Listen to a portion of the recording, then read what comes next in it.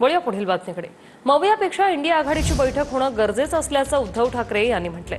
बिहारच्या निवडणुका तसंच महाराष्ट्रात पालिका निवडणुका होत असल्यानं इंडिया आघाडीची बैठक गरजेची असल्याचं ठाकरे म्हणाले।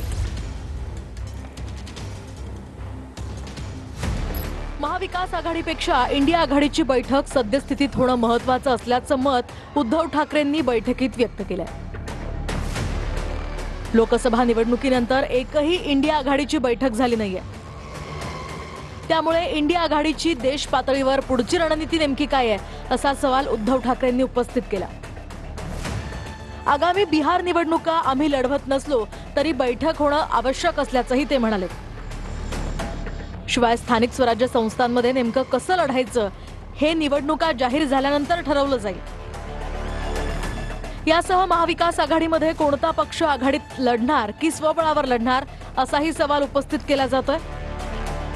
या मित्रपक्षांच्या अधिकृत भूमिका जाहीर झाल्यानंतरच आमची पुढची रणनीती ठरेल असंही उद्धव ठाकरे म्हणाले।